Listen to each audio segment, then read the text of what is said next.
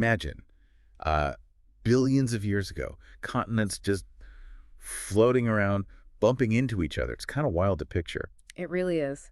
And sometimes these tiny, tiny clues, like a single fossil tooth, can tell us so much about those ancient links. Exactly. And that's what we're doing today. We're taking a deep dive into the mystery of Asiamericana.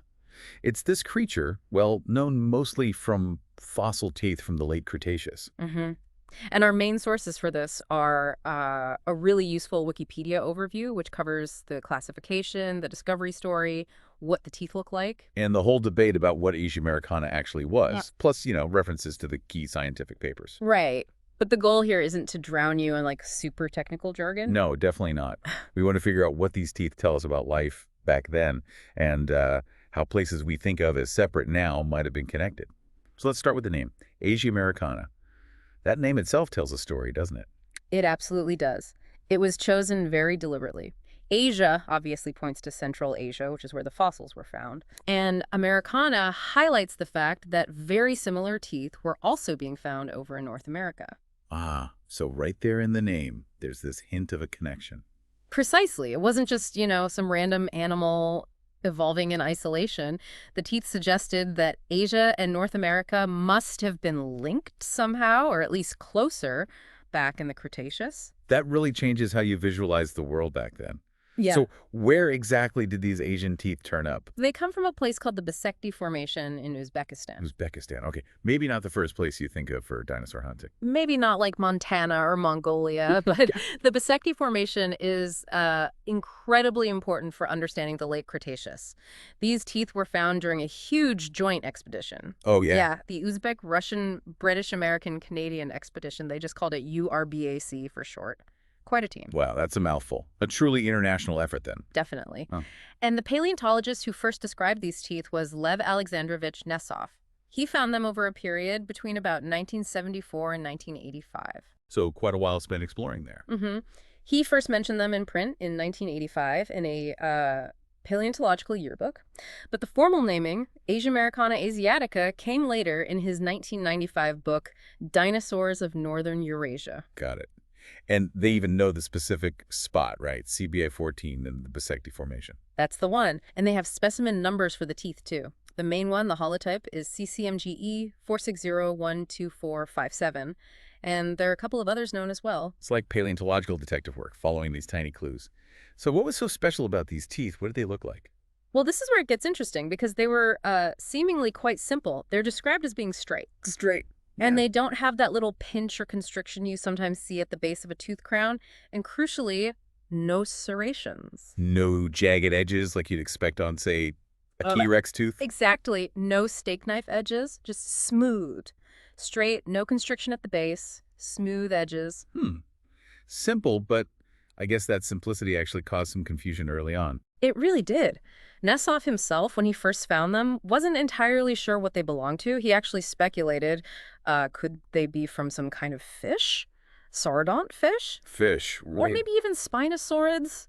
Those big dinosaurs with the sails on their backs? Wow, okay. Fish or giant sail-backed predators. Yeah. That shows how tricky it can be working with just isolated teeth. Definitely. But he did refine his ideas. Later on, Nesov concluded they were definitely from theropods, the big group of mostly meat-eating dinosaurs. Right. And for a long time, that was kind of the consensus. Most researchers went along with that. It's why, for instance, Asiamericana usually wasn't included in studies focusing specifically on spinosaurid teeth. Okay, so settled as some kind of theropod, but maybe a slightly unusual one given the tooth shape.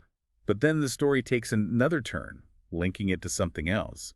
Richardesthesia. Ah, yes. This was a big development. In 2013, two paleontologists, Hans-Dieter Suess and Alexander Averianov, published a study. And they argued pretty convincingly that these Asiamericana teeth looked basically identical to the teeth of another dinosaur called Richardesthesia isosceles. Richardesthesia, I've heard that name. That's another theropod, right?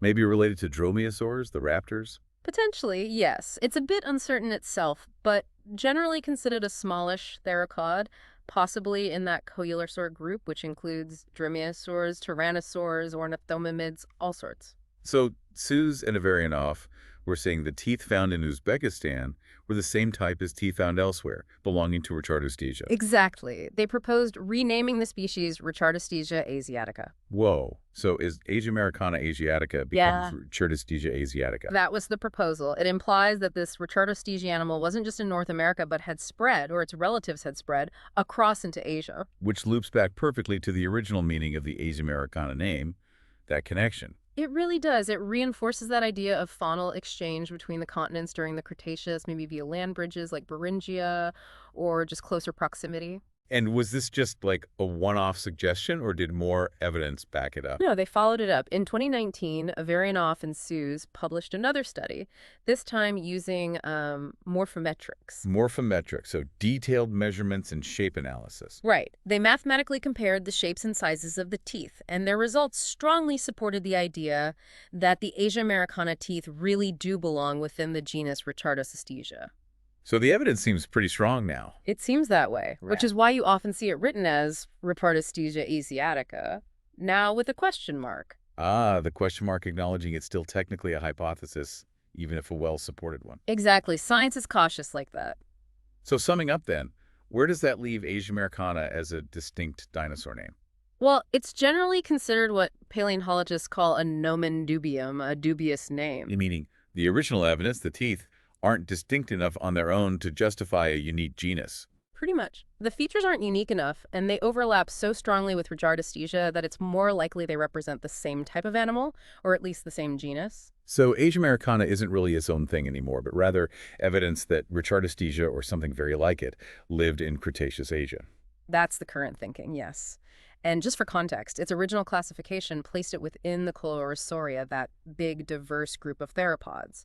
So Eukaryota, Animalia, Chordata, Dinosauria, Saurischia, Theropoda, Coelurosauria, and then originally genus Asiamericana, now likely folded into Richardostegia. What a fascinating journey for these few teeth. From uncertainty about fish versus dinosaurs, to being named, to potentially being absorbed into another genus found half a world away. It really highlights how science works, you know?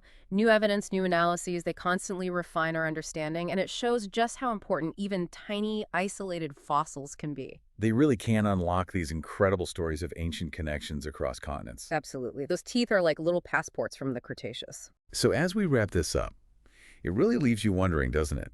What other surprising connections are just waiting out there in the rocks?